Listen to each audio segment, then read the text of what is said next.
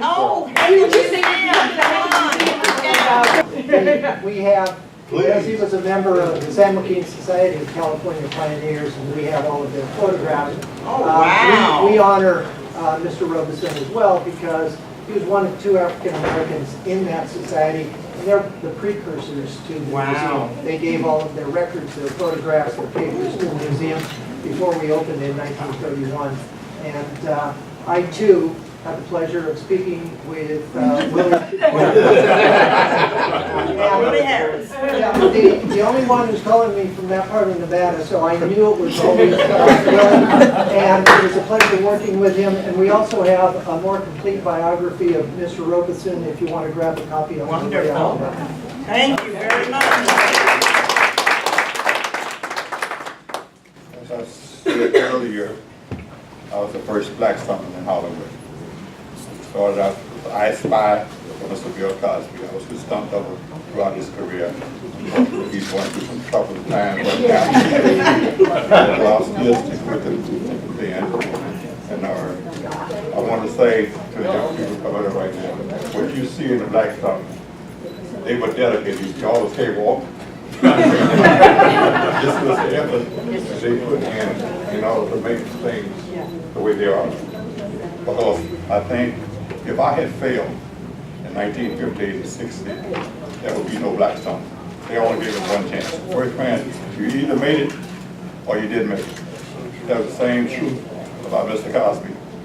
Had he failed in his acting ability, there would be no Denzel Washington and all the other people that came behind him. Because they were waiting for us to fail. But we proved it. I didn't fail as a stuntman. Cosby didn't fail as an actor. And so here we are today, being able to do things like this for our young people. All right.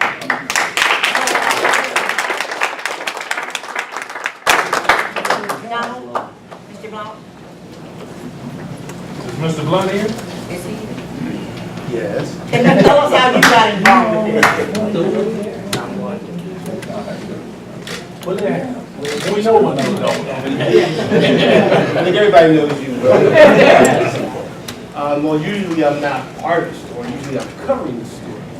But I think in this case, when Willie called me, or was it Todd first who called me and asked me about Willie Robison? I think it was Todd initially. And then Willie got a hold of me, and I told Willie, once he gets a hold of something, he just does not let it go. I think anyone who has dealt with him understands that. You told me you thank God I wasn't a bill collector.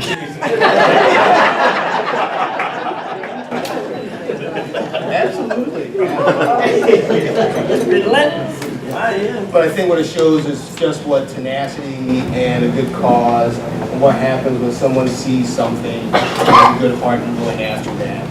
And I'm sure that Mr. Robison, wherever he is, or his descendants will look upon this and just give thanks that Willie Harris did come across that photo in Wells Fargo and ask himself, who is this man? What to know more about him, and was able to just benefit some students and do some good things out of it all.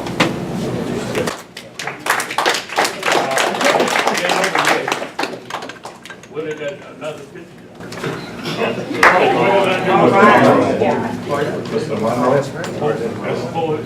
Okay, so, okay. if anyone else would like to say something, come forward. The food's in the back. Who's ready to eat? Well, I just on behalf of parents who have, you know, it's for us, and just like for you, everything is lifelong. And for the support that you show our children and the effort that they put forward to be rewarded and appreciated for it is immense. And it takes many of these hands in order for us to be able to promote our young people, the ones who are putting forth that great effort. And they represent us, and they are our future, and we thank you for your support.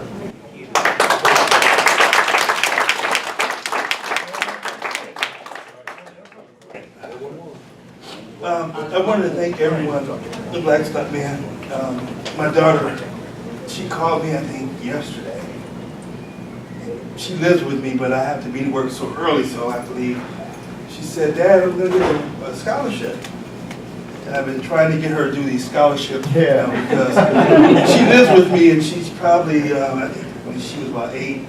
And during the summertime, I wouldn't let her go outside until she actually started writing and create a journal, and she liked to write. But then all the other kids wanted to go outside, so I made her and her sister and whoever was in the house, oh, well, you got to do 10 minutes of free writing just to kind of just get an idea. Oh, Dad, well, I don't want to do that.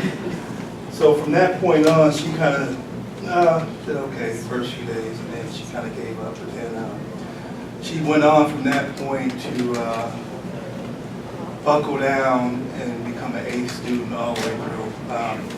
She lost her mother when she was 11 years old, and we had been divorced for, but we really didn't know how it was going to go. But she went to school, she cried, and so I took off work and basically stayed home. And I told her, I said, well, you know, I'm proud of you. She told me yesterday, and maybe I hadn't said that enough, but I told her I was proud of you. And then just to see these gentlemen come from Las Vegas or from other parts of the country, Detroit. I'm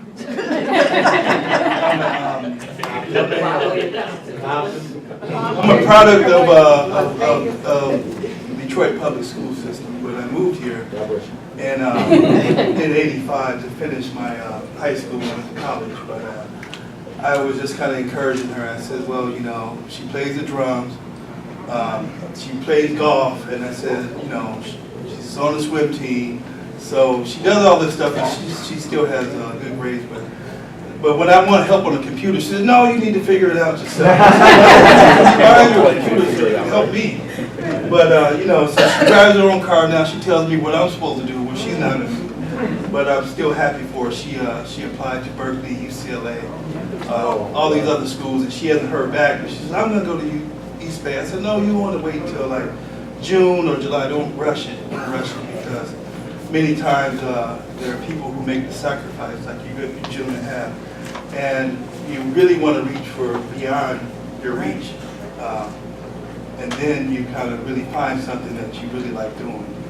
So it's not that I went to Cal State East Bay or Hayward at the time, and but I just encourage her, and I thank you for encouraging these young people. I've probably known Willie longer than he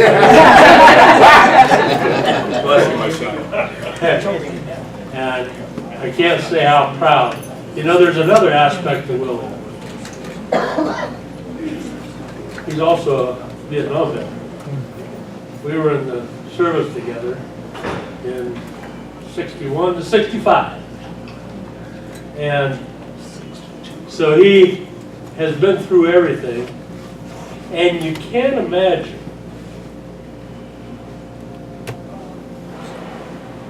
coming from where he came from, being so inspirational to get these guys all together and be part of them. And it's a great tribute to you guys. And thank you for knowing you.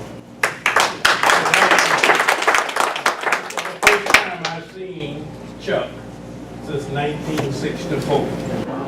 Wow. And we were stationed together for 3 years. Got dined together, got drunk together. I want to tell that He lives in Lodi, and he called him up and said, you know, I'll be in Stockton, so he came on over. This is true friendship. Yeah, one of the fathers too. I want to express my gratitude. Everybody talks about Willie's tenacity, and I'm glad he's tenacious. Thing is, these young ladies, again, they worked hard this senior year, but they worked hard before this senior. You know, in order to get here. So I am definitely proud of it and thankful for people for recognizing the work that they've done. And again, I think say look at these faces because these are our future. They worked hard, and I'm sure they will continue to work hard. And they will do us proud. So thank you everybody for supporting them. It is appreciated. I know Willie, but well, I just want to say to everyone, thank you very much. You see 3 shining examples of our city and of our school district. And I want to tell Wells Fargo, and just hearing your guys' story from the Black Stuntmen is just inspiring. because it's not important just for me, I had no clue about this. So it's like, and I'm a history guy, and that was my major in college. So to learn and to understand that the doors you open up to allow me to be successful is actually helping those 3 young ladies over there. And they're going to continue that trend and continue to open up those opportunities. So thank you very much to all the parents and to the entire community in Wells Fargo, because they are our future, and those 3 young ladies are going to be leaders in our community one day. So thank you for their